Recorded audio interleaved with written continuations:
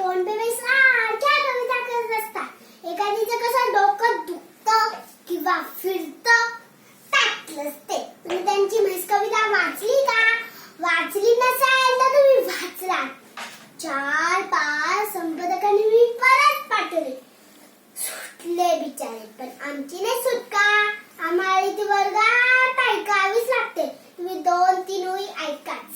म्हैस वाली छान की ते रडकू, खरवस खाऊन गिरकी घेऊन नाचत सुटाली पासकू.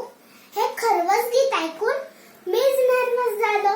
शेजारच्या रेडकर मावशींना बाळ झालं होतं तेव्हा मी चकून म्हणालो, छान किती रडकू.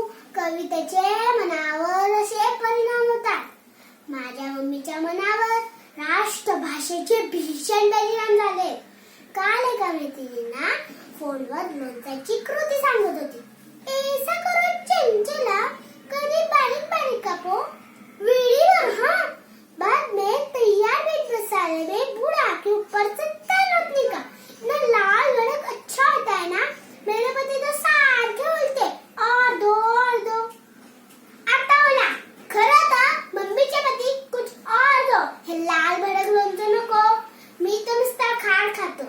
माझी हिंदी मस्त आहे.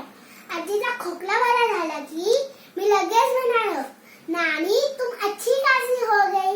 नानी म्हणाली, हयात वयातपणा करत राहा. क्रिकेट खेळताना आजोबांच्या ब्लॉकच्या 3 काचा फोडल्या. आता दुसरं घर बघायला पाहिजे. एकाच किती काच करायचा. सगळे सुट्टी धमाल करण्यात जाणार आहे. मस्ती हा मुळी आमचा हक्क आहे तो आम्ही कधीच मिळाला. पटलं न असताना मध्यात